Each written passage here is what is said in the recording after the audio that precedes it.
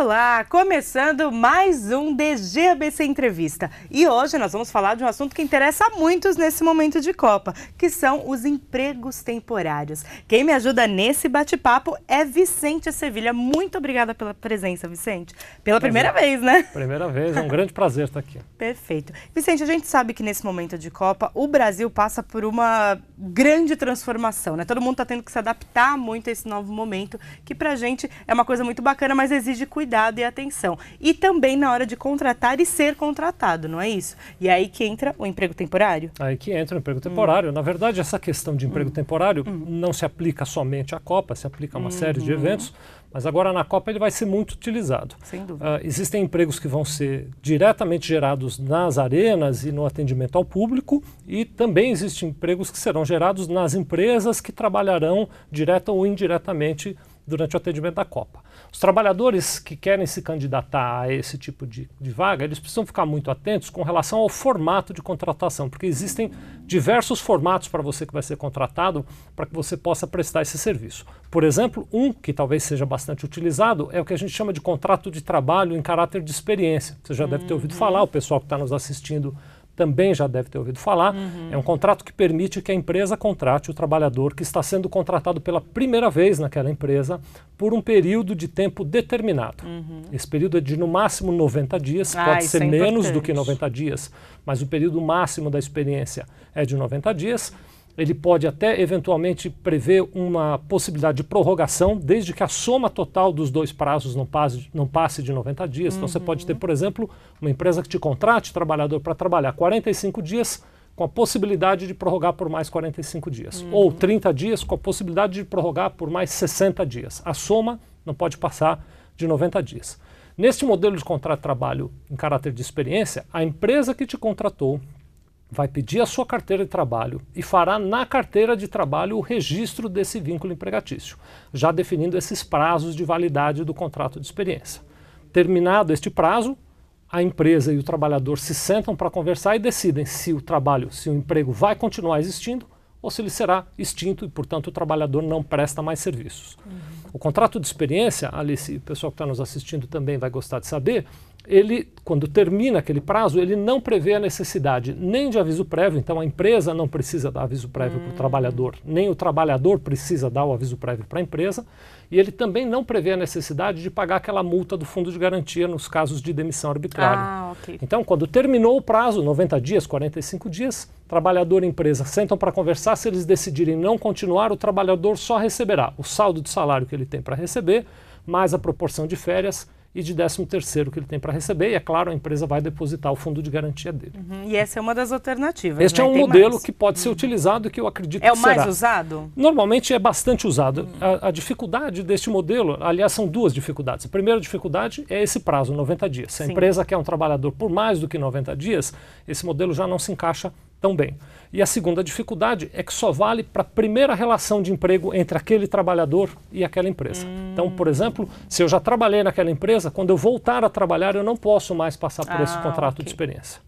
Então, se essas duas dificuldades não forem um problema para as empresas, elas podem usar este modelo para contratar um trabalhador por 90 dias, ou melhor, por até 90 dias. E o famoso freelancer também entra nesses Pois quesitos? é, essa coisa de freelancer é uma coisa... Vamos falar um pouquinho... Delicada, no mínimo delicada. Delicadíssima, delicadíssima. Nós temos um problema, Alice, pessoal que está nos assistindo, que é o seguinte: a legislação brasileira, ela não prevê um formato de prestação de serviço que a gente poderia chamar de terceirização. Esse formato de terceirização, quando eu contrato uma empresa ou quando eu contrato um prestador para trabalhar na minha empresa me prestando o serviço, ele não é apoiado por uma legislação. É uma falha que a gente tem na legislação, inclusive as empresas e as entidades que representam as empresas lutam muito por uma melhoria nessa legislação.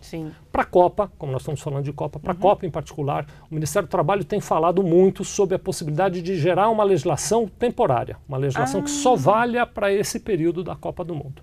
A legislação não existe, mas está se trabalhando nessa questão. Como nós não temos uma legislação que crie essa possibilidade, esse modelo de freelance para as empresas é muito perigoso. É arriscado. Porque o trabalhador que está prestando serviços pode depois reclamar na justiça e pedir o vínculo empregatício e os direitos que um trabalhador tem, como férias, 13º e etc. E as empresas ficam muito frágeis. Sem dúvida. Então eu recomendo às empresas, especialmente, que sejam muito cuidadosas antes de fazer essa contratação como freelance. Existem 4 características que, se na relação de freelance estiverem presentes, vão transformar aquela relação em um vínculo empregatício. Então, a primeira característica é a pessoalidade. Pessoalidade funciona assim: eu sou contratado para trabalhar aqui no Diário do Grande ABC. Ok. Então, quando eu venho trabalhar aqui, o diário permite que eu entre. Se um dia eu não vier e mandar alguém trabalhar no meu lugar, não pode, tem que ser eu. Essa pessoalidade é uma das características que gera o vínculo empregatício. Ok. Onerosidade, do ponto de vista de dependência econômica. Então, se eu só recebo dinheiro aqui do diário, eu sou funcionário do diário. A assiduidade, ou a gente pode chamar isso também de constância, né? Se eu sempre presto serviços. E a quarta característica dessas todas é a questão da subordinação, se eu trabalho subordinado às regras da empresa. Então, se eu contratei um freelance, mas eu tenho presente essas 4 características, eu na minha empresa terei problema. Uma alternativa que muita gente usa, aí sim é o que a gente chama realmente de trabalho temporário. Isso está previsto na legislação, para isso tem regra, né? O trabalho temporário funciona assim: eu que sou uma empresa e quero contratar trabalhadores temporários, eu vou atrás de uma empresa especializada em trabalho temporário. Essa empresa especializada em trabalho temporário tem uma autorização para fazer essa prestação de serviço que é emitida pelo Ministério do Trabalho. Então, primeira recomendação para o empresário: quando contratar uma empresa, peça a cópia dessa autorização. Veja se ela está autorizada pelo Ministério do Trabalho para trabalhar. Ok. E aí eu digo para essa empresa: preciso de 1 ou de 100 trabalhadores para tais funções. Esta empresa recruta os trabalhadores, contrata e coloca para trabalhar dentro da minha empresa. Que bacana. Então, Alice, se você, por exemplo, for contratada num caráter de trabalho temporário, o que acontece é que na sua carteira de trabalho não vem o registro da minha empresa.